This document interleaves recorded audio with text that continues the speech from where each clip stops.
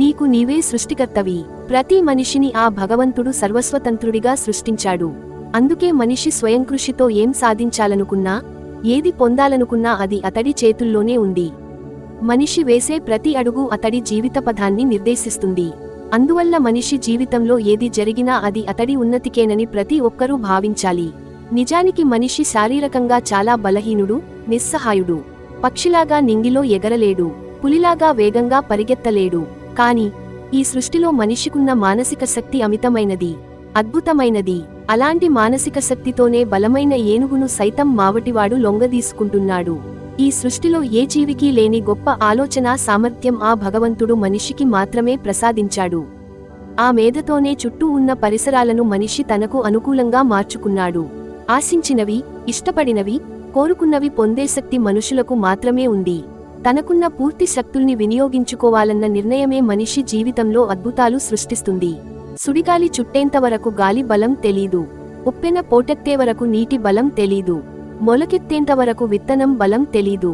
అలాగే మనమీద మనకు నమ్మకం, విశ్వాసమున్నంతవరకు మన బలం మనకు తెలీదు. కీలకమైన జీవన పోరాట సమయాలలో స్వశక్తి మనల్ని ముందుకు నడిపిస్తుంది. మానసిక శక్తి మీద మనకు నమ్మకం ఉండాలి. ఆ నమ్మకమే అసాధ్యాలను సుసాధ్యాలు చేయిస్తుంది. 100 యోజనాల సముద్రాన్ని దాటి సీత జాడ కనిపెట్టాలి. వానరులు ఎవ్వరూ ఆ సాహసం చేయలేకపోయారు. అప్పుడు జాంబవంతుడు హనుమంతుడితో, నీ పరాక్రమం, ప్రతిభ గురించి రాముడికి తెలుసు. అందుకే నీకు ఉంగరాన్ని ఇచ్చాడు.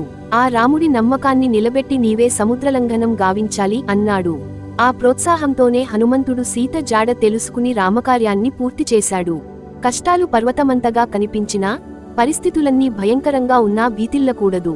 పట్టుదలతో చేసే ఏ ప్రయత్నమైనా విజయాన్నే చేకూరుస్తుంది. మనం కోరుకున్న స్థాయికి ఎదగడానికి అన్ని అవకాశాలు ఉన్నా, శక్తి సామర్థ్యాలు పుష్కలంగా ఉన్నా ఏదో పిరికితనం, ఆందోళన మనల్ని వెనక్కి లాగుతుంటాయి. కురుక్షేత్ర యుద్ధంలో ఆయుధాలతో సిద్ధంగా ఉన్న గురువులు, బంధుజనాన్ని చూసి అర్జునుడు కలత చెంది గాంధీవం జారవిడిచాడు. ఈ విజయం వల్ల ఒనగూడే రాజ్యం అవసరం లేదు అన్నాడు. వెంటనే శ్రీకృష్ణుడు అర్జునుడికి స్వధర్మం గొప్పతనాన్ని వివరించి భగవద్గీతను బోధించి కర్తవ్యోన్ముఖుణ్ణి చేశాడు. ఒక్కొక్కప్పుడు నిత్యజీవితంలో ఎదురయ్యే సంఘటనల వల్ల మనసు అలజడికి లోనవుతుంది. అయినా ప్రయత్నాలు ఆపకూడదు. మన బలహీనతలను బలాలుగా మార్చుకోవాలి. భయాలను, మానసిక దౌర్బల్యాలను అధిగమించాలి. జీవితంలో అన్నీ మనల్ని సంతోషపెట్టేవే జరగవు. దుఃఖం కలిగించే సంఘటనలు ఎదురవుతాయి. అప్పుడు కూడా దైవంపై విశ్వాసం కోల్పోకూడదు. శ్రీకృష్ణుడి ముఖతా యుద్ధభూమిలో గీత ఆవిర్భవించింది. అంపశయ్యపై ఉన్న భీష్ముడు విష్ణు సహస్రనామాన్ని లోకానికి అందించాడు. చీకట్లను చీల్చుకునే ఉషోదయకాంతులు లోకానికి వెలుగునిస్తాయి. అందువల్ల ఎన్ని కష్టాలు ఎదురైనా ఎవరికి వారే తమ మేధాశక్తితో ముందుకు సాగాలి. వ్యక్తిత్వాన్ని వికసింపజేసుకోవాలి. అప్పుడే ఎలాంటివారైనా అనుకున్నది సాధిస్తారు.